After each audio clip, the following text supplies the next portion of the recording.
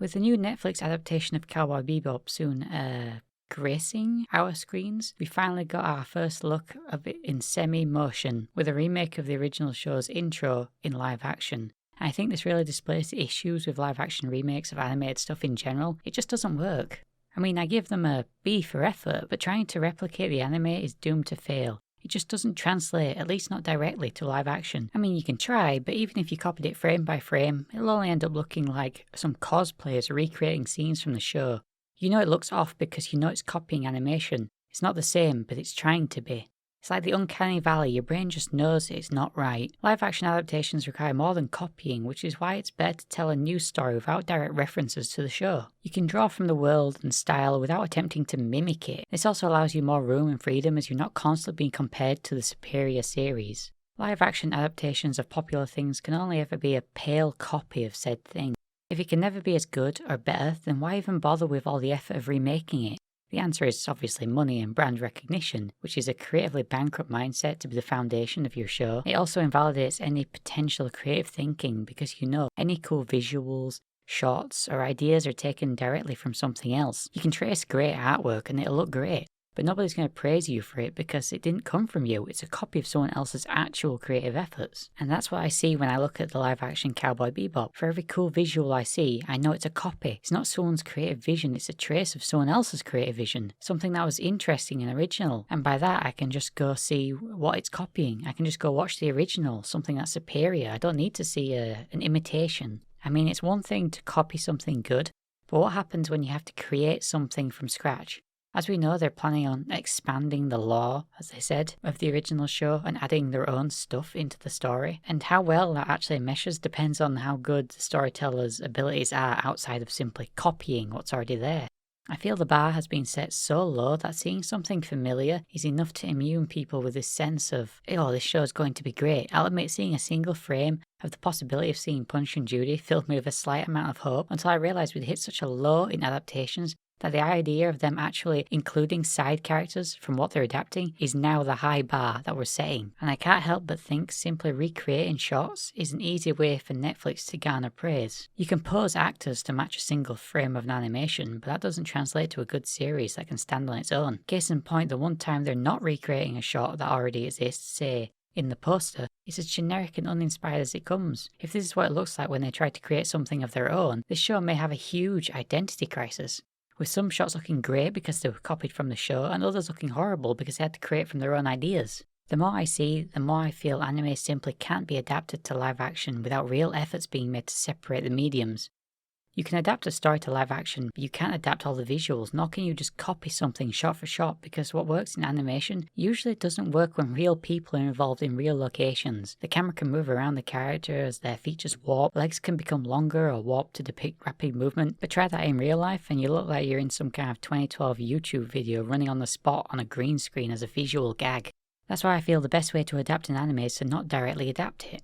You take the world it's set in, its tone, some of its style, and you do an original story in that world, something that's recognisable without direct reference to compare it to. That way you can expand on the world without treading directly on the source material, and as mentioned before, you need a lot of talent and creativity to pull something like that off, which is why so many adaptations rely so heavily on people's nostalgia and copying someone else's work. The other issue with the adaptation is more external. When actors, producers and people involved get into arguments on the internet, it's always messy, and often betrays a general attitude that borders on the antagonistic with its own audience. As most know, Faye's actor recently came out on video arguing with her critics. Now, she has every right to defend herself from comments saying she's not pretty enough or, bizarrely, not thin enough for the role, which are irrational arguments and stink to high heaven, much like the people probably making those comments. But instead of addressing her attackers indirectly, she attacks the character she's depicting in a way that betrays she has no idea who she's playing outside of what I presume the people at Netflix have said about the character, how they're improving from the original, giving her this impression that the original was some, pun intended, two-dimensional sex object. Hey guys, so as you know, our Cowboy Bebop first look dropped today, which was so exciting. And I just wanted to address a couple of things that sort of keep coming up in the comments amongst fans. First, I wanted to apologize to the fans that I did not anatomically match the Faye Valentine character. 6 foot, double D size breast, 2-inch waist. You know, they looked everywhere for that woman and they couldn't find her. It's kind of weird. So Madam, with all possible respect, shut your howling screamer. There's no way someone who has watched the series describes Faye as some size 0 tiny bimbo, and that's not even getting into the costume argument that it's simply impossible to act in tight shorts, which I'm sure is true if you ignore all the evidence in reality to the contrary. It would have been easier just to come out and say, hey, we redesigned the outfit because we wanted to. Would have shown more guts than pretending some shorts are simply impossible to move in. Netflix has also revealed Gren. The casting was announced long ago, but we've finally seen some of the show's shots. And I just want to say they get an award for the biggest missed point possible. Of all the characters to turn into a trans icon, Gren is the worst and most insulting to the character and viewer. It's revealing how people at Netflix see trans people. Gren is not trans. He was forced into taking experimental drugs in prison. His is a story of abuse in the prison system, not a trans story. He doesn't transition, he simply grows feminine characteristics. We're not the same and shouldn't be conflated. This is not an empowerment. Gren's life is tragic. He wants to be seen as male. He is male. Turning him into non-binary shows a lack of tact and respect to trans people and the character. I empathised perfectly fine with him because I know what it's like to be forced to be something you're not. He didn't need to be trans to feel that. Writers need to stop conflating any body dysphoria stories with being trans. It's not always the case, especially if choice is removed from the equation like in regards to Gren. It's not an anti-trans storyline, so it shouldn't be reworded into a trans storyline. And then finally, the cherry on top of this big Sunday, we have finally seen our first look at Vish. Oh my god. No.